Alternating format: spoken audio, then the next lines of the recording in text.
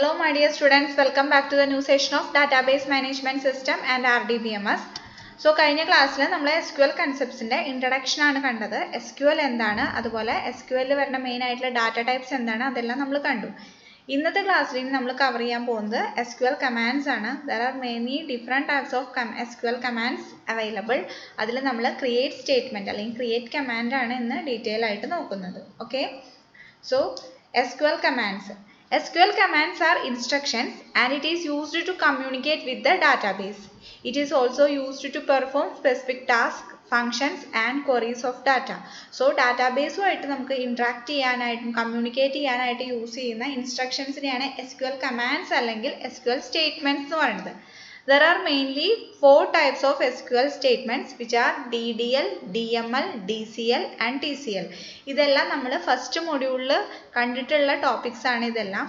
ഇതിൽ ഓരോ കമാൻഡും ആണ് നമ്മൾ ഡീറ്റെയിൽ ആയിട്ട് പഠിക്കാൻ പോകുന്നത്. So let us start with the DDL, that is data definition language. Okay, DDL is used to create and destroy databases and database objects like tables, index, views, etc.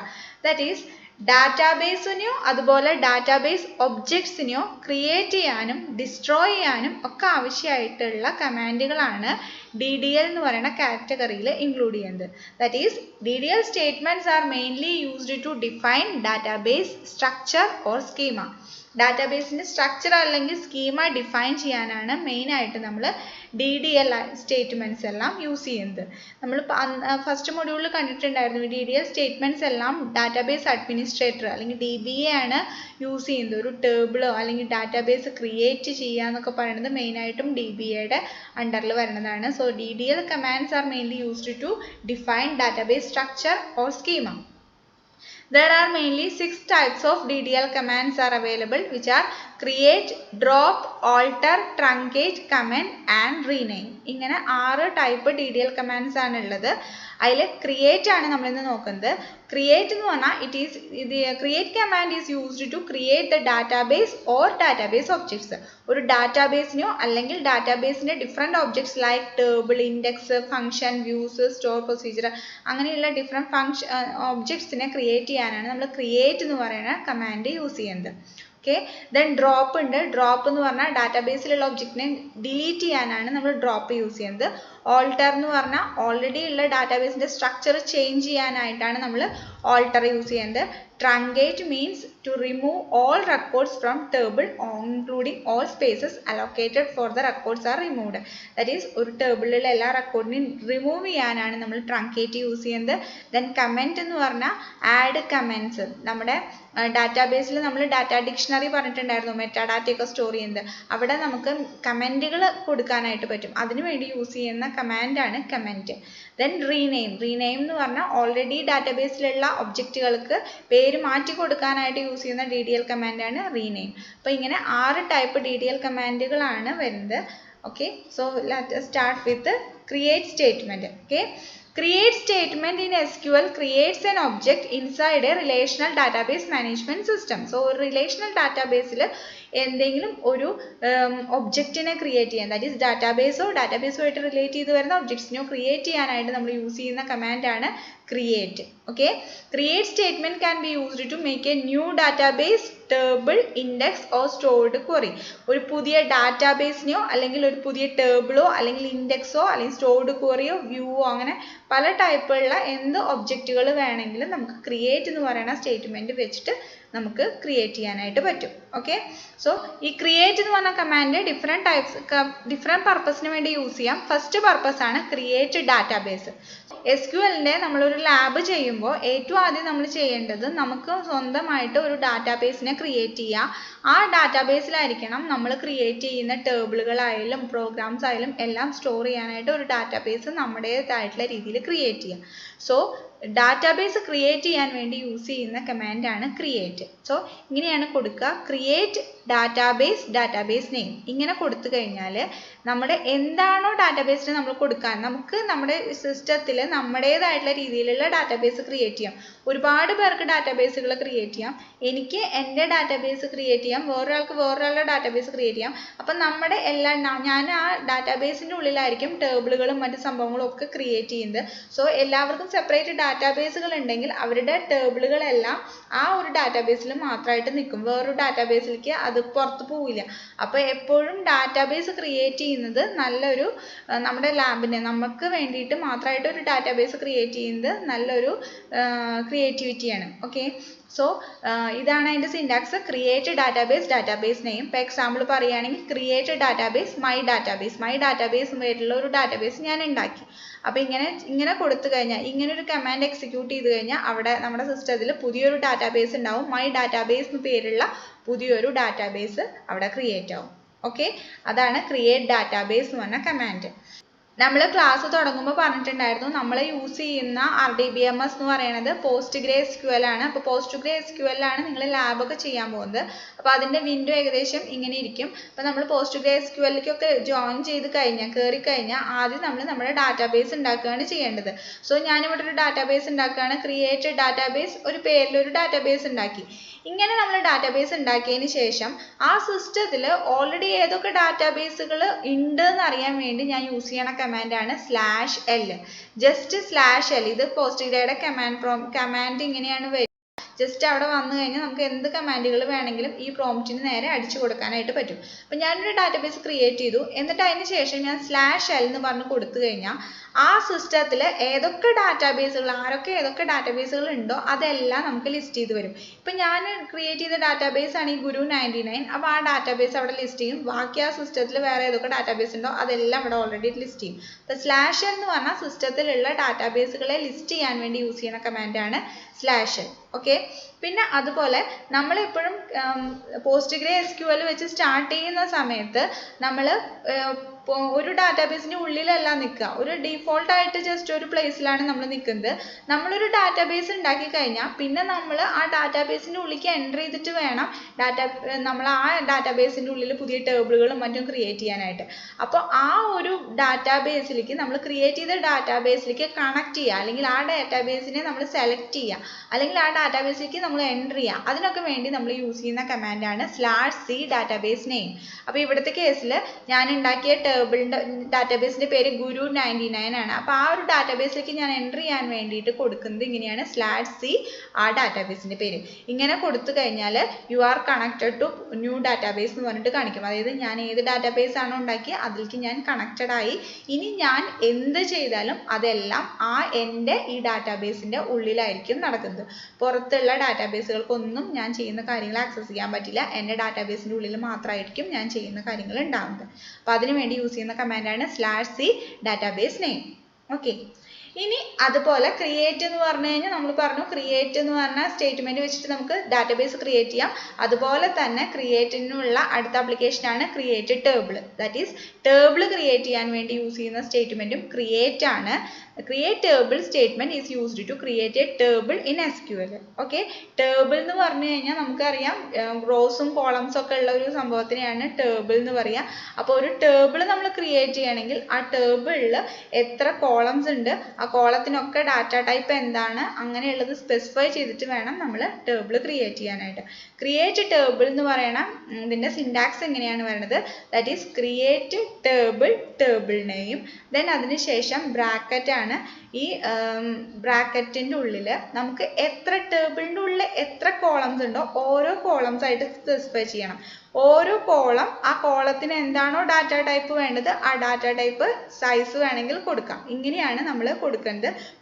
Column 1 data type size, അതുപോലെ column 2 data type size, column 3 data type size, അങ്ങനെ എത്ര വേണമെങ്കിലും പോവും. Then നമ്മൾ ഈ bracket close ചെയ്യുന്നു, അതിനുശേഷം semicolon. ഇതാണ് ക്രിയേറ്റ് ടേബിളിൻ്റെ സിൻടാക്സ് വരുന്നത്. ഓക്കെ, SQL നിങ്ങൾ സിയിലൊക്കെ കണ്ട പോലെ തന്നെ ഏതൊരു സ്റ്റേറ്റ്മെൻറ്റും ലെൻഡ് ചെയ്യുന്നത് സെമിക്കോളനത്തിലായിരിക്കും. ഓക്കെ, ഇനി ഇതിനൊരു എക്സാമ്പിൾ പറയണത് ഞാനൊരു സ്റ്റുഡൻറ് എന്ന് പറയുന്ന ഒരു ടേബിൾ ക്രിയേറ്റ് ചെയ്യാണ്. ഈ സ്റ്റുഡൻറ് എന്ന് പറയുന്ന ടേബിളിൽ എനിക്ക് 3 കോളംസ് ഉണ്ട്. That is roll number, name, subject. ഇങ്ങനെ 3 കോളം വേണം. അങ്ങനെയാണെങ്കിൽ അങ്ങനെ ഒരു ടേബിൾ ക്രിയേറ്റ് ചെയ്യാനായിട്ട് ഇങ്ങനെയാണ് ചെയ്യേണ്ടത്. That is create table. ടേബിളിൻ്റെ പേര് സ്റ്റുഡൻസ് ആണ്. സോ സ്റ്റുഡൻസ് എന്നുള്ള പേര് കൊടുത്തു. അതിനുശേഷം ബ്രാക്കറ്റ് ഇട്ടു. ബ്രാക്കറ്റിൽ നമുക്ക് വേണ്ട ഫീൽഡുകൾ ഏതൊക്കെയാണോ ഓരോന്നായിട്ട് കൊടുക്കുക. ഫസ്റ്റ് ഫീൽഡ് റോൾ നമ്പർ ആണെങ്കിൽ റോൾ നമ്പർ എന്ന് പറഞ്ഞ് കൊടുത്തു. ദെൻ അതിൻ്റെ ഡാറ്റ ടൈപ്പ്. ഇവിടെ ഡാറ്റ ടൈപ്പ് ആയിട്ട് ഇൻറ്റിജർ ആണ് ഇവിടെ കൊടുത്തിരിക്കുന്നത്. സോ ഇൻറ്റ് നമുക്ക് സൈസ് വേണമെങ്കിൽ കൊടുക്കുക. അതായത് 3 എന്നൊക്കെ ഉള്ളത് നമുക്ക് ആ ഇൻറ്റിജർ വാല്യൂ 3 ഡിജിറ്റ് വരെ ആക്സെപ്റ്റ് ചെയ്യുന്നു എന്നുള്ളത് കാണിക്കാനാണ് ഇവിടെ 3 കൊടുക്കുന്നത്. So ഇൻറ്റ് of 3. ദെൻ അടുത്ത കോളത്തിൻ്റെ പേര് നെയിം എന്നാണ്. നെയിം അതിൻ്റെ ഡാറ്റ ടൈപ്പ് നമ്മൾ കൊടുത്തു. നമ്മൾ പറഞ്ഞു പല ഡാറ്റ ടൈപ്പുകളുണ്ട്. നെയിം എന്ന് പറയുന്നത് ഒരു സ്ട്രിങ് ആയിട്ട് റിലേറ്റ് ചെയ്തുകൊണ്ട് സ്ട്രിങ്ങിൽ വരുന്ന ഡാറ്റ ടൈപ്പുകളാണ് കാറും വാർക്കാറും ഒക്കെ ഉണ്ട്. അപ്പോൾ എപ്പോഴും വാർക്കാറാണ് ബെറ്റർ. വാർക്കാർ അതിൻ്റെ സൈസ് ഇങ്ങനെയാണ് നമ്മൾ കൊടുക്കുക. വാർക്കാർ ഓഫ് 20 നിങ്ങൾക്ക് പറഞ്ഞു. കാർ 20യും വാർക്കാർ ഓഫ് 20യും തമ്മിലുള്ള ഡിഫറൻസ് നമ്മൾ പറഞ്ഞിട്ടുണ്ടായിരുന്നു. കാർ ഓഫ് 20 എന്ന് പറഞ്ഞ് കൊടുത്തു കഴിഞ്ഞാൽ അവിടെ 20 സ്പേസ് അലോട്ടഡ് ആവും. ആ 20 സ്പേസ് നമ്മൾ യൂസ് ചെയ്യുന്നില്ലെങ്കിൽ ഇപ്പം നെയിം എന്ന് പറയണതിൽ ഒരു ചെറിയ പേരാണ്, ഒമ എന്ന് പറയുന്ന ഒരു ചെറിയ പേരാണ് കൊടുക്കേണ്ടതെങ്കിലും ആ പേരിന് വേണ്ടി 20 സ്പേസ് നമുക്ക് അലോട്ട് ചെയ്ത് വരും. ആ അലോട്ട് ചെയ്തതിൽ ഉമയ്ക്ക് 3 സ്പേസേ ഉള്ളൂ. ബാക്കി 17 സ്പേസും അവിടെ വേസ്റ്റ് ആയി പോകും. പക്ഷേ വാർക്കാറായിട്ടാണ് നമ്മൾ ഡിക്ലെയർ ചെയ്യണമെന്നുണ്ടെങ്കിൽ ആ 3 സ്പേസ് നമ്മൾ യൂസ് ചെയ്യുന്നുണ്ടെങ്കിൽ ബാക്കി 17 സ്പേസും വേസ്റ്റ് ആവില്ല. അത് പിന്നെയും നമുക്ക് യൂസ് ചെയ്യാനായിട്ട് പറ്റുന്ന രീതിയിൽ, അതായത് നമുക്ക് അലോട്ട് ചെയ്തിട്ടുള്ള ആവശ്യമുള്ളതിൽ നമുക്ക് യൂസ് ചെയ്യാം. ബാക്കിയുള്ളത് വേറെ ഇതിനു വേണ്ടി ഉപയോഗിക്കാം. അത് വേസ്റ്റ് ആയി പോവില്ല. അപ്പോൾ എപ്പോഴും നല്ലത് വാർക്കാർ യൂസ് ചെയ്യാണ്. അപ്പോൾ നെയിം വാർക്കാർ ഓഫ് 20. അതുപോലെ നമുക്ക് സബ്ജക്റ്റ് ആണ് വേണ്ടതെങ്കിൽ സബ്ജക്റ്റ് വാർക്കാർ ഓഫ് 20. അങ്ങനെ 3 കോളംസും അതിൻ്റെ ഡാറ്റ ടൈപ്പും വെച്ച് നമ്മൾ സ്പെസിഫൈ ചെയ്ത് കൊടുത്തു. ഇങ്ങനെയാണ് എന്നിട്ട് ബ്രാക്കറ്റ് ക്ലോസ് ചെയ്ത് സെമി കോളൻ ഇടുക. അപ്പോൾ ഇങ്ങനെയാണ് നമ്മളൊരു ക്രിയേറ്റ് ടേബിൾ ക്വറി നമ്മൾ കൊടുക്കുന്നത്. ഇങ്ങനെ ഒരു ക്വറി കൊടുത്തു കഴിഞ്ഞാൽ നമ്മുടെ ഡാറ്റാബേസിൽ ഒരു സ്റ്റുഡൻറ് എന്ന് പറഞ്ഞിട്ടുള്ള ഒരു ടേബിൾ ഉണ്ടാവും. ആ ടേബിളിൽ 3 കോളംസും സ്പെസിഫൈ ചെയ്ത് വരും. ഓക്കെ, ഇതാണ് ക്രിയേറ്റ് ടേബിൾ കമാൻഡ്. ഇനി ക്രിയേറ്റ് ടേബിൾ പഠിക്കുമ്പോൾ അവിടെ വരുന്ന വളരെ ഇമ്പോർട്ടൻ്റ് ആയിട്ടുള്ള ഒരു സംഭവമാണ് കൺസ്ട്രെയിൻസ് എന്ന് പറഞ്ഞു കഴിഞ്ഞാൽ. കൺസ്ട്രെയിൻസ് നമ്മൾ ഓൾറെഡി സെക്കൻഡ് മൊഡ്യൂളിലൊക്കെ കണ്ടിട്ടുണ്ടായിരുന്നു. Constraints are used to specify rules for the data in a table. അപ്പം നമ്മളൊരു ടേബിൾ ഇപ്പോൾ ക്രിയേറ്റ് ചെയ്യാൻ എങ്ങനെയാണെന്ന് പഠിച്ചു. ഇനി അങ്ങനെ ഒരു ടേബിൾ നമ്മൾ ക്രിയേറ്റ് ചെയ്ത് കഴിഞ്ഞിട്ട് ആ ടേബിളിലേക്ക് നമുക്ക് വാല്യൂസ് എൻ്റർ ചെയ്യുന്ന സമയത്ത് നമ്മൾ കൊടുക്കുന്ന വാല്യൂസ് എൻ്റർ ചെയ്യുമ്പോൾ നമുക്ക് കൊടുക്കേണ്ട റൂളുകളെയാണ് ഇവിടെ കൺസ്ട്രെയിൻസ് എന്ന് പറയുന്നത്. Constraints are mainly used to limit the type of data that can go into a table. ഒരു ടേബിളിലേക്ക് നമ്മൾ വാല്യൂ എൻ്റർ ചെയ്യുന്ന സമയത്ത് ആ വാല്യൂസിനെ, അതായത് എൻ്റർ ചെയ്യുന്ന വാല്യൂസിനെ ലിമിറ്റ് ചെയ്യാൻ വേണ്ടിയിട്ടാണ് നമ്മൾ ടേബിളിൽ മൊത്തമായിട്ട് കൺസ്ട്രെയിൻസ്, SQL കൺസ്ട്രെയിൻസ് കൊടുക്കുന്നത്. ദാറ്റ് ഈസ് ഒരു ടേബിളിലേക്ക് റോങ് ആയിട്ടുള്ള ഡാറ്റാസ് ഒന്നും എൻ്റർ ചെയ്യാതെ ടേബിളിൻ്റെ അക്യുറസി മെയിൻറ്റെയിൻ ചെയ്ത് പോകാനായിട്ടാണ് നമ്മൾ SQL കൺസ്ട്രെയിൻസ് എപ്പോഴും ചൂസ് ചെയ്യുന്നത്. ഓക്കെ, ഈ SQL കൺസ്ട്രെയിൻസ് എല്ലാം നമ്മൾ കൊടുക്കുന്നത് ക്രിയേറ്റ് ടേബിൾ. നമ്മളിപ്പോൾ പഠിച്ചു എങ്ങനെയാണ് ടേബിൾ ക്രിയേറ്റ് ചെയ്യുക. ക്രിയേറ്റ് സ്റ്റേറ്റ്മെൻറ്റ് വെച്ചിട്ട് ക്രിയേറ്റ് ടേബിൾ എന്ന് പറയുന്ന സ്റ്റേറ്റ്മെൻറ്റിൻ്റെ ക്വറിയുടെ കൂടിയാണ് നമ്മൾ ഈ SQL കൺസ്ട്രെയിൻസ് ഒക്കെ അപ്ലൈ ചെയ്യാറ്. ദാറ്റ് ഈസ് ഇങ്ങനെയാണ് ക്രിയേറ്റ് ടേബിൾ, ടേബിൾ നെയിം എന്ന് പറഞ്ഞ് കൊടുത്തതിന് ശേഷം കോളം 1 ഡാറ്റ ടൈപ്പ് ഒക്കെ കൊടുത്തതിന് ആ ഓരോ കോളത്തിനും കറസ്പോണ്ടിങ് ആയിട്ട് നമുക്ക് കൺസ്ട്രെയിൻസുകൾ കൊടുക്കാം. അതിൽ ഏതൊക്കെ ടൈപ്പ് കൺസ്ട്രെയിൻസ് കൊടുക്കുക എന്നുള്ളതാണ് നമ്മളിനി കാണാൻ പോകുന്നത്. ഇങ്ങനെയാണ് അതിൻ്റെ സിൻറ്റാക്സ്. ഓരോ കൺസ്ട്രെയിൻസും കൊടുക്കുക, കോമയിടുക, അങ്ങനെ കൊടുത്തു പോകും. ഓക്കെ, പിന്നെ വേറൊരു കാര്യം, ഇവിടെ നമ്മൾ കൊടുക്കുന്ന സമയത്ത് ഇങ്ങനെയാണ് കൊടുക്കുക. അതായത് ക്രിയേറ്റ് ടേബിൾ നെയിം, എന്നിട്ട് റോൾ നമ്പർ ഇൻറ്റ് ഓഫ് 3 എന്ന് പറഞ്ഞിട്ട് കോമയാണ് കേട്ടോ. ഓരോന്ന് കഴിഞ്ഞാലും കോമ, അടുത്തത് കോമ, അങ്ങനെ. ഇത് ഓരോ ലൈൻ ബൈ ലൈൻ ആയിട്ട് എഴുതണം എന്നൊന്നുമില്ല. ഡയറക്റ്റ് ആയിട്ട് ഒരു സിംഗിൾ ലൈനിൽ തന്നെ നിങ്ങൾക്ക് ബ്രാക്കറ്റ്, ആ ബ്രാക്കറ്റിൻ്റെ കൂടെ റോൾ നമ്പർ ഡയറക്റ്റ് എഴുതിയിട്ട് കോമ ഇട്ട് ഡയറക്റ്റ് ആയിട്ട് പോകാനും പറ്റും. ഓക്കെ, ദെൻ ഈ പിന്നെ നമ്മൾ കൺസ്ട്രെയിൻസ് ആണ് ഇവിടെ പറഞ്ഞത്. അപ്പോൾ കൺസ്ട്രെയിൻസ് കൊടുക്കുമ്പോൾ ഈ ഡാറ്റ ടൈപ്പ് കൊടുത്തു കഴിഞ്ഞതിന് ശേഷം കൺസ്ട്രെയിൻസും കൂടി കഴിഞ്ഞിട്ടാണ് കോമ ഇടുന്നത്. അങ്ങനെ നമുക്ക് ഓരോ ആവശ്യത്തിനനുസരിച്ച് നമുക്ക് ഓരോ കോളത്തിനും കൺസ്ട്രെയിൻസ് കൊടുക്കാനായിട്ട് പറ്റും. കൺസ്ട്രെയിൻസ് 2 ടൈപ്പ് ഉണ്ട്. കോളം ലെവലും ഉണ്ട്, ടേബിൾ ലെവലും ഉണ്ട്. അല്ലെങ്കിൽ ഇതിനെ കോളം ലെവൽ മോഡിഫയേഴ്സ് അല്ലെങ്കിൽ ടേബിൾ ലെവൽ മോഡിഫയേഴ്സ് എന്നും പറയും. കോളം ലെവൽ കൺസ്ട്രെയിൻസ് എന്ന് പറഞ്ഞാൽ ഒരു കോളത്തിന് മാത്രമായിട്ട് നമ്മൾ അപ്ലൈ ചെയ്യുന്നതിനെയാണ് കോളം ലെവൽ കൺസ്ട്രെയിൻസ് എന്ന് പറയുന്നത്. ടേബിൾ ലെവൽ ആണെങ്കിൽ മൊത്തമായിട്ട് ആ ടേബിളിന് മൊത്തമായിട്ട് നമ്മൾ കൊടുക്കുന്ന കൺസ്ട്രെയിൻസിനെയാണ് ടേബിൾ ലെവൽ കൺസ്ട്രെയിൻസ് എന്ന് പറയുന്നത്. കൺസ്ട്രെയിൻസ് കോളം ലെവലും ആവാം അല്ലെങ്കിൽ ടേബിൾ ലെവലും ആവാം. ഇനി നമ്മൾ ഓരോ കൺസ്ട്രെയിൻസ് SQL വരണ മെയിൻ ആയിട്ടുള്ള കൺസ്ട്രെയിൻസ് ആണ് നോക്കുന്നത്. അതിൽ ഒരുപാട് ടൈപ്പ് കൺസ്ട്രെയിൻസ് ഉണ്ട് which include not null, unique, primary key, foreign key, check, default. ഇതൊക്കെ കൺസ്ട്രെയിൻസ് ആണ്. SQL വരണ മെയിൻ കൺസ്ട്രെയിൻസ് ആണ്. ഈ കൺസ്ട്രെയിൻസ് എല്ലാം നമ്മൾ ക്രിയേറ്റ് ടേബിൾ ക്വറിയുടെ കൂടിയാണ് കൊടുക്കുന്നത്. നമ്മൾ ഓരോ കൺസ്ട്രെയിൻസും ആണ് നോക്കാൻ പോകുന്നത്. ഫസ്റ്റ് കൺസ്ട്രെയിൻ്റ് ആണ് നോട്ട് നൾ കൺസ്ട്രെയിൻറ്റ്. നമ്മൾ സാധാരണയായിട്ട് ഒരു ടേബിൾ ക്രിയേറ്റ് ചെയ്ത് കഴിഞ്ഞാൽ ആ ടേബിളിൽ ഉള്ള കോളത്തിൽ നമുക്ക് അപ്ലിക്കബിൾ ആയിട്ടുള്ള വാല്യൂസ് ഒന്നും ഇല്ലെങ്കിൽ നൾ വാല്യൂസ് നമുക്ക് കൊടുക്കാനായിട്ട് പറ്റും. എന്നാൽ ചില കോളത്തിൽ നമുക്ക് ഒരിക്കലും നൾ വാല്യൂസ് വരാൻ പാടില്ല എന്നുള്ള കോളം ഉണ്ടാവും. അങ്ങനത്തെ കോളത്തിനെയാണ് നമ്മൾ നോട്ട് നൾ കൺസ്ട്രെയിൻറ്റ് വെച്ചിട്ട് സ്പെസിഫൈ ചെയ്യുക. അങ്ങനെ ഒരു കോളത്തിനെ നമ്മൾ നോട്ട് നൾ ആക്കി കൊടുത്തു കഴിഞ്ഞാൽ ആ കോളത്തിൽ നമ്മൾ എപ്പോഴെങ്കിലും നൾ വാല്യൂ എൻ്റർ ചെയ്യാനായിട്ട് നോക്കിക്കഴിഞ്ഞാൽ അത് ഒരിക്കലും സിസ്റ്റം ആക്സെപ്റ്റ് ചെയ്യില്ല. അതിനു വേണ്ടി നമ്മൾ യൂസ് ചെയ്യുന്ന കൺസ്ട്രെയിൻ്റ് ആണ്. അതായത് ഒരിക്കലും ഒരു കോളത്തിലും നൾ വാല്യൂ എൻ്റർ ആവാതിരിക്കാൻ വേണ്ടി നമ്മൾ യൂസ് ചെയ്യുന്ന കൺസ്ട്രെയിൻ്റ് ആണ് നോട്ട് നൾ കൺസ്ട്രെയിൻ്റ് എന്ന് പറഞ്ഞു കഴിഞ്ഞാൽ. നമ്മളിപ്പോൾ പറഞ്ഞ പോലെ തന്നെ ക്രിയേറ്റ് ടേബിളിൽ നമുക്ക് ഏത് കോളാണോ വേണ്ടത് ആ കോളത്തിന് നേരെയാണ് നമ്മൾ നോട്ട് നൾ എന്ന് പറഞ്ഞ കൺസ്ട്രെയിൻ്റ് യൂസ് ചെയ്യുക. ഇപ്പോൾ എക്സാമ്പിൾ പറയുകയാണെങ്കിൽ പേഴ്സൺസ് എന്ന് പറഞ്ഞിട്ടുള്ള ഒരു ടേബിളാണ് നമ്മളിവിടെ ക്രിയേറ്റ് ചെയ്യുന്നത്. അതിൽ 4 ഫീൽഡുകളുണ്ട്. ID ഉണ്ട്, ലാസ്റ്റ് നെയിം ഉണ്ട്, ഫസ്റ്റ് നെയിം ഉണ്ട്, ഏജ് ഉണ്ട്. ഇങ്ങനെ 4 ഫീൽഡാണ് നമ്മൾ കൊടുക്കുന്നത്.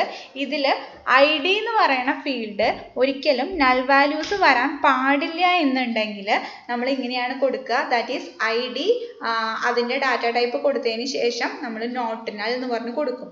ദെൻ അതിനുശേഷം ഇപ്പോൾ ലാസ്റ്റ് നെയിമിലും നൾ വാല്യൂസ് വരാൻ പാടില്ല എന്നുണ്ടെങ്കിൽ last name varchar then not null എന്ന് പറഞ്ഞിട്ട് കൊടുക്കും. അപ്പോൾ ഇങ്ങനെ ഒരു പേഴ്സൺസ് എന്ന് പറഞ്ഞ ടേബിൾ ക്രിയേറ്റ് ചെയ്ത് കഴിഞ്ഞാൽ അതിൽ ID എന്ന് പറഞ്ഞ ഫീൽഡിലോ അല്ലെങ്കിൽ ലാസ്റ്റ് നെയിം എന്ന് പറഞ്ഞ ഫീൽഡിലോ നൾ വാല്യൂ നമുക്ക് എൻ്റർ ചെയ്യാനായിട്ട് സമ്മതിക്കില്ല. അങ്ങനെ എൻ്റർ ചെയ്യാൻ നോക്കിക്കഴിഞ്ഞാൽ അവിടെ എറർ ജനറേറ്റ് ചെയ്യും. അതാണ് not null constraint. Next one, SQL unique constraint. Unique constraint ensures that all values in a column are different. That is, ഒരു കോളത്തിലെ വാല്യൂസ് റിപ്പീറ്റ് ചെയ്ത് വരാൻ പാടില്ല എന്ന് കാണിക്കാൻ വേണ്ടി നമ്മൾ യൂസ് ചെയ്യുന്ന കൺസ്ട്രെയിൻ്റ് ആണ് യുണീക്ക് കൺസ്ട്രെയിൻറ്റ്. ഏതെങ്കിലും ഒരു കോളത്തിനെ നമ്മൾ യുണീക്ക് ആക്കി വെച്ച് കഴിഞ്ഞാൽ ആ കോളത്തിൽ ഒരു പ്രാവശ്യം എൻ്റർ ചെയ്ത വാല്യൂ പിന്നെ നമുക്ക് എൻ്റർ ചെയ്യാനായിട്ട് പറ്റില്ല. ഓക്കെ, ഇപ്പോൾ എക്സാമ്പിൾ ഇവിടെ കൊടുത്തിട്ടുണ്ട്. ദാറ്റ് ഈസ് നമ്മളുടെ നേരത്തെ ടേബിൾ തന്നെ പേഴ്സൺസ് എന്ന് പറഞ്ഞ ടേബിളിൽ ID നമ്മൾ നോട്ട് നൾ ആക്കി കൊടുത്തിട്ടുണ്ട്. നൾ വാല്യൂ വരാൻ പാടില്ല എന്ന് കൊടുത്തിട്ടുണ്ട്. അതുപോലെ തന്നെ IDയിൽ റിപ്പീറ്റേഷൻ വരാൻ പാടില്ല എന്ന് കാണിക്കാൻ വേണ്ടിയിട്ട് നോട്ട് നളിൻ്റെ കൂടെ യുണീക്കും കൂടി കൊടുത്തിരിക്കുകയാണ്. ഇങ്ങനെ നമുക്ക് 2 കൺസ്ട്രെയിൻറ്റ് ഒരുമിച്ച് വേണമെങ്കിൽ കൊടുക്കാം. സ്പേസ് ഇട്ട് കൊടുത്താൽ മതി. ഇവിടെ കോമയൊന്നും ആവശ്യമില്ല. നോട്ട് നൾ യുണീക്ക് എന്ന് പറഞ്ഞിട്ട് കൊടുത്തു. Then last name not null മാത്രമാണ് അവിടെ യുണീക്ക് വെച്ചിട്ടില്ല. കാരണം last name may be repeat ചെയ്ത് വരാമല്ലോ. അപ്പോൾ അതുകൊണ്ട് യുണീക്ക് വെച്ചിട്ടില്ല. ദെൻ ഫസ്റ്റ് നെയിം ഏജും കൊടുത്തു. ഇങ്ങനെ നമ്മൾ കൊടുത്തു കഴിഞ്ഞാൽ ID എന്ന് പറഞ്ഞ ഫീൽഡിൽ നൾ വാല്യൂ എൻ്റർ ചെയ്യാനും പറ്റില്ല. അതുപോലെ തന്നെ ഓൾറെഡി IDയിൽ എൻ്റർ ചെയ്ത വാല്യൂ പിന്നീട് നമുക്ക് വീണ്ടും എൻ്റർ ചെയ്യാനും പറ്റില്ല. അതാണ് യുണീക്ക് എന്ന് പറഞ്ഞിട്ട് കൊടുത്തത്. ഈ യുണീക്ക് എന്ന് പറഞ്ഞ കൺസ്ട്രെയിൻറ്റ് ഇങ്ങനെ കൊടുക്കുന്നതിന് പകരം നമുക്ക് ഈ ടേബിൾ എല്ലാം ഡിസ്ക്രൈബ് ചെയ്തതിന് ശേഷം ലാസ്റ്റ് ആയിട്ടും നമുക്ക് കൊടുക്കാം. ഇതല്ലെങ്കിൽ ഇത് രണ്ടും നമുക്ക് യുണീക്ക് കൊടുക്കാൻ പറ്റുന്ന ഒരു മെത്തേഡാണ്. ദാറ്റ് ഈസ് എല്ലാ കോളംസും സ്പെസിഫൈ ചെയ്യുക. That is ID into not null കൊടുത്തു. ലാസ്റ്റ് നെയിമും ഫസ്റ്റ് നെയിമും ഏജും എല്ലാം കൊടുത്തതിന് ശേഷം എല്ലാ കോളംസും സ്പെസിഫൈ ചെയ്തതിന് ശേഷം ലാസ്റ്റ് ആയിട്ട് നമ്മൾ യുണീക്ക് ഓഫ് എന്ന് പറഞ്ഞിട്ട് ഏത് ഫീൽഡിനാണോ യുണീക്ക് കൊടുക്കേണ്ടത് ആ ഫീൽഡ് ജസ്റ്റ് ബ്രാക്കറ്റിൽ കൊടുക്കുക. ഓക്കെ, ഇങ്ങനെയും നമുക്ക് ഇതേ പർപ്പസ് തന്നെ നടക്കും. Okay, then next constraint is primary key constraint. Primary key നമ്മൾ ഓൾറെഡി കണ്ടിട്ടുണ്ടായിരുന്നു. Primary key constraint uniquely identify each record in a table. ഒരു ടേബിളിലെ ഓരോ റെക്കോർഡിനെയും ഇൻഡിവിജ്വലി ഐഡന്റിഫൈ ചെയ്യാൻ വേണ്ടി നമ്മൾ യൂസ് ചെയ്യുന്ന കൺസ്ട്രെയിൻ്റ് ആണ് പ്രൈമറി കീ കൺസ്ട്രെയിൻ്റ് എന്ന് പറയുന്നത്. പ്രൈമറി കീയുടെ പ്രത്യേകത നമ്മളിപ്പോൾ പഠിച്ച 2 കൺസ്ട്രെയിൻറ്റും ദാറ്റ് ഈസ് ഒരു കോളത്തിനെ പ്രൈമറി കീ ആയിട്ട് സെലക്ട് ചെയ്യുകയാണെങ്കിൽ ആ കോളം എന്ന് പറയുന്നത് യുണീക്കും ആയിരിക്കും നോട്ട് നള്ളും ആയിരിക്കും. നമ്മളിപ്പോൾ പഠിച്ച 2 കൺസ്ട്രെയിൻറ്റും അതിൽ ഓൾറെഡി ഇൻക്ലൂഡഡ് ആയിരിക്കും. ഓക്കെ, ഇപ്പോൾ പ്രൈമറി കീ ആയിട്ട് കൊടുക്കുന്നത് ഇപ്പോൾ നമ്മളിപ്പോൾ പറഞ്ഞതിൽ പേഴ്സൺസ് എന്ന് പറഞ്ഞ ടേബിളിൽ ID last name first name age 4 ഫീൽഡിൽ നമുക്കറിയാം ഏറ്റവും ബെറ്റർ ആയിട്ട് കൊടുക്കാൻ പറ്റുന്ന പ്രൈമറി കീ ആയിട്ട് കൊടുക്കാൻ പറ്റുന്ന ഫീൽഡ് എന്ന് പറയുന്നത് ID ആണ്. സോ ഇങ്ങനെയാണ് നമ്മൾ കൊടുക്കുക, ID ഇൻറ്റ് പ്രൈമറി കീ. അതുപോലെ തന്നെ ബാക്കിയുള്ള ഫീൽഡുകൾ അതുപോലെ കൊടുക്കുക. ഓക്കെ, ഇനി നേരത്തെ പറഞ്ഞ പോലെ തന്നെ ഒരു കോളം ഡിക്ലെയർ ചെയ്യുമ്പോൾ അതിൻ്റെ നേരെ കൊടുക്കാം, അല്ലെങ്കിൽ ലാസ്റ്റ് എല്ലാ ടേബിളിലുള്ള എല്ലാ കോളംസും സ്പെസിഫൈ ചെയ്തതിന് ശേഷം ലാസ്റ്റിലെ ഫീൽഡായിട്ട് നമുക്ക് പ്രൈമറി കീ ഓഫ് എന്ന് പറഞ്ഞിട്ട് ഏതാണോ നമ്മൾ പ്രൈമറി കീ ആയിട്ട് ചൂസ് ചെയ്യുന്നത് ആ ഫീൽഡ് കൊടുക്കാം. ഓക്കെ, ഇത് ഒരു സിംഗിൾ കോളം പ്രൈമറി കീ ആയി കൊടുക്കുന്ന കേസാണ് ഇവിടെ പറഞ്ഞിട്ടുള്ളത്. അതല്ല, ഒന്നിലധികം കോളംസിനെ നമുക്ക് കമ്പൈൻ ചെയ്തിട്ട് പ്രൈമറി കീ ആക്കാന്ന് പറഞ്ഞു. കോമ്പോസിറ്റ് കീ നമ്മൾ പഠിച്ചിട്ടുണ്ട്. ഒരു പ്രൈമറി കീയിൽ തന്നെ ഒന്നിലധികം കോളംസ് വരികയാണെങ്കിൽ അതിനെയാണ് കോമ്പോസിറ്റ് കീ എന്ന് പറഞ്ഞത്. അങ്ങനെയാണെങ്കിലും ഈ മെത്തേഡാണ് ബെറ്റർ. ദാറ്റ് ഈസ് എല്ലാ കോളംസും സ്പെസിഫൈ ചെയ്തതിന് ശേഷം ലാസ്റ്റ് പ്രൈമറി കീ ഓഫ് എന്ന് പറഞ്ഞിട്ട് എത്ര കോളംസ് നമുക്ക് പ്രൈമറി കീ ആയിട്ട് കമ്പൈൻ ചെയ്ത് കൊടുക്കണോ ആ കോളംസിനെ ജസ്റ്റ് കോമ ഇട്ടിട്ട് ബ്രാക്കറ്റിൻ്റെ ഉള്ളിൽ എഴുതി കൊടുക്കാം. Okay, that is primary key constraint. Next one, foreign key constraint. Foreign key constraint is used to link between two tables. Okay, രണ്ട് ടേബിളുകളെ കമ്പൈൻ ചെയ്യാനാണ് ഫോറിൻ കീ യൂസ് ചെയ്യണത്. നമ്മൾ ഒരു ടേബിളിലെ ഫോറിൻ കീ ആയിട്ട് ചൂസ് ചെയ്യുന്ന ഫീൽഡ് എന്ന് പറയുന്നത് വേറൊരു ടേബിളിലെ പ്രൈമറി കീ ആയിട്ടുള്ള ഫീൽഡ് ആയിരിക്കും. ഓക്കെ, നമ്മൾ ഏത് ടേബിളിലാണോ ഫോറിൻ കീ ഉള്ളത് ആ ടേബിളിനെ ചൈൽഡ് ടേബിൾ എന്നും അതുപോലെ പാരന്റ് കീ ഉള്ള ടേബിളിനെ നമ്മൾ പാരന്റ് ടേബിൾ എന്ന് പറയും. ഓക്കെ, അപ്പോൾ ഇവിടെ രണ്ട് ടേബിൾ കാണിച്ചിട്ടുണ്ട്. പേഴ്സൺസ് എന്ന് പറഞ്ഞൊരു ടേബിളും ഉണ്ട്, ഓർഡർ എന്ന് പറഞ്ഞൊരു ടേബിൾ ഉണ്ട്. പേഴ്സണിൽ 4 ഫീൽഡാണുള്ളത്. Person ID, last name, first name, age. Okay, അപ്പോൾ ഈ ഒരു പേഴ്സൺസ് എന്ന് പറഞ്ഞ ടേബിൾ നമ്മളിപ്പോൾ ക്രിയേറ്റ് ചെയ്ത ടേബിളുകൾ തന്നെയാണ്. ഇതിൽ നമുക്കറിയാം ഏറ്റവും പ്രൈമറി കീ ആയിട്ട് വെക്കാൻ പറ്റുന്ന ഫീൽഡ് പേഴ്സൺ ID ആണ്. അപ്പോൾ ഇത് പേഴ്സൺ ID, പ്രൈമറി കീ, ബാക്കിയുള്ള ഫീൽഡുകളും ഉണ്ട്. ഇനി ഓർഡർ എന്ന് പറഞ്ഞിട്ട് വേറൊരു ടേബിൾ നമ്മൾ ക്രിയേറ്റ് ചെയ്യുകയാണെന്നുണ്ടെങ്കിൽ ഈ ഓർഡറിൽ 3 ഫീൽഡുകളാണ് നമുക്ക് വേണ്ടത്. Order ID, order number, person ID. അപ്പോൾ ഇതിൽ പ്രൈമറി കീ ആയിട്ട് നമുക്ക് ചൂസ് ചെയ്യാൻ പറ്റുന്ന ഫീൽഡ് എന്ന് പറയുന്നത് ഈ ഓർഡർ ID ആണ്. കാരണം ഇത് യുണീക്ക് ആയിരിക്കും. അതുപോലെ നോട്ട് നൾ ആയിട്ടുള്ള ഫീൽഡ് ഓർഡർ ID ആണ്. എന്നാൽ ഈ ഓർഡർ എന്ന് പറഞ്ഞ ടേബിളിൽ പേഴ്സൺ ID എന്ന് പറഞ്ഞിട്ടുള്ള ഒരു ഫീൽഡ് ഉണ്ട്. ഈ ഫീൽഡിനെയാണ് നമ്മൾ ഫോറിൻ കീ പറയുക.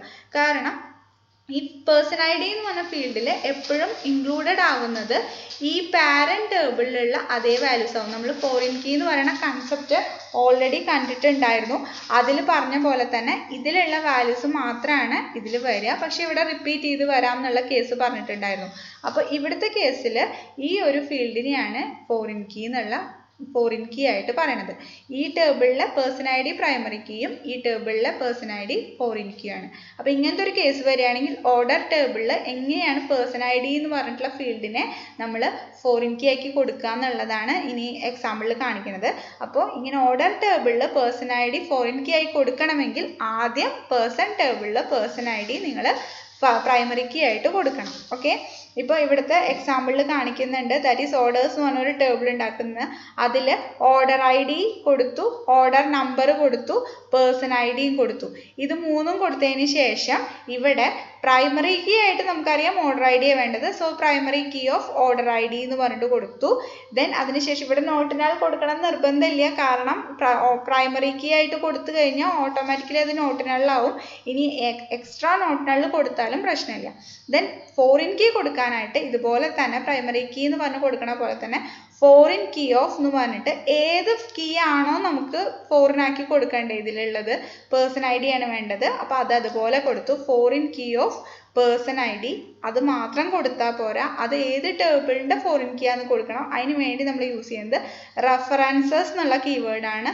റെഫറൻസസ് ഏത് ടേബിളിലെ ഏത് ഫീൽഡിനെയാണ് റെഫർ ചെയ്യുന്നത്. ഈ ഫീൽഡ് ലിങ്ക് ചെയ്യണത് പേഴ്സൺസ് എന്ന് പറഞ്ഞ ടേബിളിൽ പേഴ്സൺ ID എന്ന് പറഞ്ഞ ഫീൽഡിനെയാണ്. അപ്പോൾ അതിന് വേണ്ടിയിട്ടാണ് റെഫറൻസസ് പാരന്റ് ടേബിളിൻ്റെ പേര് അതിൽ പ്രൈമറി കീ ആയിട്ടുള്ള ഫീൽഡ് ഇങ്ങനെയാണ് നമ്മൾ കൊടുക്കേണ്ടത്. ഓക്കെ, ഇനി നമ്മൾ നേരത്തെ പറഞ്ഞ പോലെ തന്നെ ഇത് എല്ലാ ഫീൽഡും കൊടുത്തിട്ട് ലാസ്റ്റ് പ്രൈമറി കീയും ഫോറിൻ കീയും കൊടുത്തതാണ്. അതല്ലെങ്കിൽ ഓരോ ഫീൽഡ് സ്പെസിഫൈ ചെയ്യുന്ന കൂട്ടത്തിൽ തന്നെ നമ്മൾ പ്രൈമറി കീയും നോട്ടിനൊക്കെ കൊടുക്കണ പോലെ തന്നെ നമുക്ക് ഫോറിൻ കീയും കൊടുക്കാം. ദാറ്റ് ഈസ് ഫസ്റ്റ് ഫീൽഡ് കൊടുത്തു, അത് പ്രൈമറി കീ ആക്കി വെച്ചു. സെക്കൻഡ് ഫീൽഡ് കൊടുത്തു, അതുപോലെ തന്നെ തേർഡ് ഫീൽഡ് ഡിക്ലെയർ ചെയ്യണതിൻ്റെ കൂടെ തന്നെ foreign key, references, person ID ഇങ്ങനെയും നമുക്ക് കൊടുക്കാം. അപ്പോൾ ഇങ്ങനെ കൊടുത്തു കഴിഞ്ഞാൽ ആ ഒരു ഫീൽഡ് ഡിക്ലെയർ ചെയ്യുമ്പോൾ തന്നെ അതിൻ്റെ കൂടെ അത് ഫോറിൻ കീ ആണെന്ന് കൊടുക്കുകയും ചെയ്തു. അപ്പോൾ ഇങ്ങനെ 2 തരത്തിൽ നമുക്ക് ഫോറിൻ കീ സെറ്റ് ചെയ്ത് കൊടുക്കാൻ പറ്റും. Okay, next constraint ആണ് check constraint. Check constraint is used to limit the value range that can be placed in a column. ഒരു കോളത്തിൽ എൻ്റർ ചെയ്യുന്ന വാല്യൂസിൻ്റെ റേഞ്ച് നമുക്ക് ലിമിറ്റ് ചെയ്യാൻ വേണ്ടിയിട്ടാണ് നമ്മൾ ചെക്ക് എന്ന് പറയുന്ന കൺസ്ട്രെയിൻറ്റ് യൂസ് ചെയ്യുന്നത്. ചെക്ക് നമ്മൾ ഒരു സിംഗിൾ കോളത്തിനും അല്ലെങ്കിൽ മൾട്ടിപ്പിൾ കോളത്തിലോ നമുക്ക് കൺസ്ട്രെയിൻറ്റ് അപ്ലൈ ചെയ്യാനായിട്ട് പറ്റും. ദാറ്റ് ഈസ് ഇവിടെ ഒരു എക്സാമ്പിൾ കാണിക്കുന്നുണ്ട്. പേഴ്സൺസ് എന്ന് പറഞ്ഞ ഫീൽഡ് തന്നെ, അതിൽ ID, last name, first name, age ഇത്രയും നമ്മൾ കൊടുത്തു. എന്നിട്ട് ഏജ് എന്ന് പറഞ്ഞ ഫീൽഡിൻ്റെ ഇങ്ങനെ ഒരു ടേബിൾ നമ്മൾ ക്രിയേറ്റ് ചെയ്ത് ഏജിൽ നമ്മൾ എൻ്റർ ചെയ്യാൻ പറ്റുന്ന വാല്യൂസ് എല്ലാം 18 എബോവ് ആവണമെങ്കിൽ നമ്മൾ ഇവിടെ തന്നെ കൺസ്ട്രെയിൻ്റ് ആയിട്ട് ചെക്ക് കൊടുക്കുകയാണ്. That is age int check, then ബ്രാക്കറ്റിൽ ഈ ഫീൽഡ് ഏതാണോ നമുക്ക് ചെക്ക് ചെയ്യേണ്ടത്, ദാറ്റ് ഈസ് ഇതിൻ്റെ നേരെ തന്നെ age greater than or equal to 18 എന്ന് പറഞ്ഞ് കൊടുത്തു. ദാറ്റ് ഈസ് ഇനി ഇങ്ങനെ ഒരു ടേബിൾ ക്രിയേറ്റ് ചെയ്ത് പേഴ്സൺസ് എന്ന് പറഞ്ഞ ടേബിൾ ക്രിയേറ്റ് ചെയ്ത് ഇതിലേക്ക് നമ്മൾ ഓരോ വാല്യൂസ് ആയിട്ട് എൻ്റർ ചെയ്യുന്ന സമയത്ത് ഏജിൻ്റെ അവിടെ എപ്പോഴും വാല്യൂ 18 എബോവ് മാത്രമേ വരാൻ പാടുള്ളൂ. 18 ബിലോ ഉള്ള ഏതെങ്കിലും നമ്മൾ എൻ്റർ ചെയ്യാൻ നോക്കിക്കഴിഞ്ഞാൽ അത് ഓട്ടോമാറ്റിക്കലി റിജക്റ്റ് ചെയ്യും. അതിനുവേണ്ടി നമ്മൾ യൂസ് ചെയ്യുന്ന കൺസ്ട്രെയിൻ്റ് ആണ് ചെക്ക് കൺസ്ട്രെയിൻറ്റ്. ഓക്കെ, ഇങ്ങനെ കൊടുക്കുന്നതിന് പകരം നമ്മൾ നേരത്തെ പറഞ്ഞ പോലെ തന്നെ എല്ലാ ഫീൽഡും സ്പെസിഫൈ ചെയ്തതിന് ശേഷം ലാസ്റ്റ് ആയിട്ടും കൊടുക്കാം. അതിന് വേണ്ടിയിട്ട് എല്ലാ ഫീൽഡും സ്പെസിഫൈ ചെയ്തു, എന്നിട്ട് ലാസ്റ്റ് ഏജ് ഇൻറ്റും സ്പെസിഫൈ ചെയ്ത് കോമ ഇട്ടതിന് ശേഷം ചെക്ക് ഓഫ് എന്ന് പറഞ്ഞിട്ട് കൊടുത്തു. ദാറ്റ് ഈസ് എല്ലാ ഫീൽഡും കൊടുത്ത് കോമ ഇട്ടിട്ട് ലാസ്റ്റത്തെ ചെക്ക് എന്ന് പറയുന്ന കൺസ്ട്രെയിൻറ്റും കൊടുക്കാം. ഇങ്ങനെയും നമുക്കിത് അലൗഡ് ആണ്. Okay, then next SQL default constraint ആണ്. Default constraint is used to provide a default value for a column. That is നമ്മൾ ഒരു ടേബിൾ ക്രിയേറ്റ് ചെയ്തു, അതിലേക്ക് പിന്നീട് നമ്മൾ വാല്യൂസ് ഒക്കെ എൻ്റർ ചെയ്യുന്ന സമയത്ത് ഒരു പർട്ടിക്കുലർ കോളത്തിലേക്ക് നമുക്ക് വാല്യൂസ് എൻ്റർ ചെയ്തിട്ടില്ലെങ്കിലും അവിടെ ഡീഫോൾട്ട് ആയിട്ടുള്ള ഒരു വാല്യൂ നമുക്ക് സെറ്റ് ചെയ്ത് കൊടുക്കാൻ വേണ്ടിയിട്ട് യൂസ് ചെയ്യുന്ന കൺസ്ട്രെയിൻ്റ് ആണ് ഡീഫോൾട്ട് കൺസ്ട്രെയിൻറ്റ്. അപ്പോൾ നമ്മളൊരു വാല്യൂ, അതായത് ഒരു ടേബിളിലേക്ക് ഒരു റെക്കോർഡ് അല്ലെങ്കിൽ ഒരു ടപ്പിൾ എൻ്റർ ചെയ്യുന്ന സമയത്ത് ആ കോളത്തിലേക്കുള്ള വാല്യൂ നമ്മൾ എൻ്റർ ചെയ്തിട്ടില്ലെങ്കിലും അവിടുത്തെ ഡീഫോൾട്ട് വാല്യൂ ആണ് അവിടെ പരിഗണിക്കുന്നത്. അപ്പോൾ അതിന് എക്സാമ്പിളാണ് ഇപ്പോൾ പേഴ്സൺസ് എന്ന് പറഞ്ഞിട്ടുള്ളൊരു ടേബിൾ തന്നെ, അവിടെ ID, last name, first name, ഏജും കൊടുത്തിട്ട് സിറ്റി എന്ന് പറഞ്ഞൊരു പുതിയ ഫീൽഡ് ഉണ്ട്. ആ സിറ്റിയിലേക്ക് ഞാൻ ഡീഫോൾട്ട് ലണ്ടൻ എന്ന് പറഞ്ഞിട്ട് കൊടുത്തു. അങ്ങനെയാണെങ്കിൽ ഈ പേഴ്സൺസ് എന്ന് പറഞ്ഞ ഇങ്ങനെ കൊടുത്തിട്ട് നമ്മൾ ഈ പേഴ്സൺസ് എന്ന് പറഞ്ഞ ടേബിൾ ക്രിയേറ്റ് ചെയ്ത് ഇതിലേക്ക് നമ്മൾ വാല്യൂസ് എൻ്റർ ചെയ്യുന്ന സമയത്ത് IDയും ലാസ്റ്റ് നെയിം, ഫസ്റ്റ് നെയിം, ഏജും മാത്രമേ എൻ്റർ ചെയ്തുള്ളൂ. സിറ്റി എൻ്റർ ചെയ്തിട്ടില്ലെങ്കിലും സിറ്റിക്ക് കറസ്പോണ്ടിങ് ആയിട്ടുള്ള വാല്യൂ എൻ്റർ ചെയ്തിട്ടില്ലെങ്കിലും അവിടെ ഓട്ടോമാറ്റിക്കലി ലണ്ടൻ എന്ന് പറഞ്ഞ വാല്യൂ വരും. ഇനി അതല്ല, ഞാൻ പുതിയൊരു വാല്യൂ എൻ്റർ ചെയ്യുകയാണെങ്കിൽ ലണ്ടനെ കളഞ്ഞിട്ട് അവിടെ പുതിയ വാല്യൂ വരും. ഒന്നും കൊടുത്തിട്ടില്ലെങ്കിൽ മാത്രം അവിടെ നമ്മൾ ഈ ഡീഫോൾട്ട് ആയിട്ടുള്ള കൊടുത്ത വാല്യൂ വരും. അതാണ് ഡീഫോൾട്ട് കൺസ്ട്രെയിൻറ്റ്. അപ്പോൾ ഇത്രയാണ് നമ്മൾ ക്രിയേറ്റ് സ്റ്റേറ്റ്മെൻറ്റിൽ യൂസ് ചെയ്യുന്ന SQL കൺസ്ട്രെയിൻറ്റ്സ്. ഓക്കെ, അത് ക്ലിയർ ആയി എന്ന് വിചാരിക്കുന്നു. ഇനി അതുപോലെ വരുന്നൊരു കേസാണ് create table if not exist. That is നമ്മൾ ഇപ്പോൾ ഓൾറെഡി ഒരു ടേബിൾ ക്രിയേറ്റ് ചെയ്യാനായിട്ട് കൊടുത്തു. That is create table persons എന്ന് പറഞ്ഞിട്ട് നമ്മൾ ഓൾറെഡി ഒരു ടേബിൾ ക്രിയേറ്റ് ചെയ്യാനായിട്ട് കൊടുത്തു. പക്ഷേ പേഴ്സൺസ് എന്നുള്ള പേരിൽ ഓൾറെഡി ഒരു ടേബിൾ നമ്മുടെ ഡാറ്റാബേസിൽ ഉണ്ടെങ്കിൽ നമുക്ക് പിന്നീട് വീണ്ടും പേഴ്സൺസ് എന്നുള്ള അതേ പേരിൽ ഡാറ്റാബേസിൽ വീണ്ടും ടേബിൾ ക്രിയേറ്റ് ചെയ്യാനായിട്ട് പറ്റില്ല. അപ്പോൾ നമുക്കൊരു എറർ മെസ്സേജ് ആണ് വരിക. ഓക്കെ, അങ്ങനെ ഒരു എറർ മെസ്സേജ് വരാതിരിക്കാൻ വേണ്ടിയിട്ടാണ് നമ്മൾ യൂസ് ചെയ്യുന്ന ഒരു ക്ലോസ് ആണ് create table if not exist. Okay, അപ്പോൾ അങ്ങനത്തെ കേസിൽ ടേബിൾ ഓൾറെഡി ഉണ്ടെങ്കിൽ അവിടെ ക്രിയേറ്റ് ചെയ്യില്ല. ഓൾറെഡി പേഴ്സൺസ് എന്നുള്ള പേരിൽ ടേബിളുകളൊന്നും ഡാറ്റാബേസിൽ ഇല്ലെങ്കിൽ പുതിയ പേഴ്സൺസ് എന്ന് പറഞ്ഞ ടേബിൾ ക്രിയേറ്റ് ചെയ്യും. എന്നാൽ പേഴ്സൺസ് എന്ന് പറഞ്ഞ ടേബിളിൽ ഓൾറെഡി ഉണ്ടെങ്കിൽ, പേരുണ്ടെങ്കിൽ അവിടെ പുതിയത് ക്രിയേറ്റ് ചെയ്യില്ല. മറ്റേ കേസിൽ നമ്മൾ ഇഫ് നോട്ട് എക്സിസ്റ്റ് കൊടുത്തിട്ടില്ലെങ്കിൽ അവിടെ പേഴ്സൺസ് ഓൾറെഡി ഉണ്ടെങ്കിൽ അവിടെ എറർ മെസ്സേജ് ആയിട്ട് വരും. പക്ഷെ അങ്ങനെ ഒരു എറർ മെസ്സേജ് വരാതിരിക്കാനാണ് നമ്മൾ ഈ ഒരു ക്ലോസും കൂടിയും ചേർക്കുന്നത്. ഓക്കെ, ദെൻ നമ്മൾ തുടക്കത്തിൽ ഈ വീഡിയോൻ്റെ തുടക്കത്തിൽ /L നമ്മൾ പഠിച്ചിട്ടുണ്ടായിരുന്നു.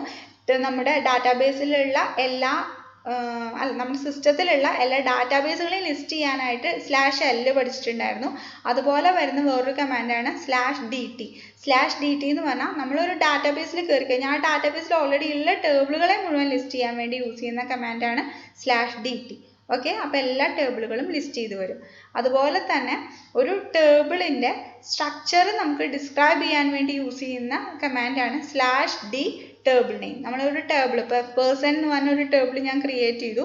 ആ പേഴ്സൺ എന്ന് പറഞ്ഞ ടേബിളിൻ്റെ സ്ട്രക്ചർ എനിക്ക് കാണണമെങ്കിൽ അതിന് വേണ്ടി ഞാൻ യൂസ് ചെയ്യുന്ന കമാൻഡാണ് /D ടേബിളിൻ്റെ പേര്.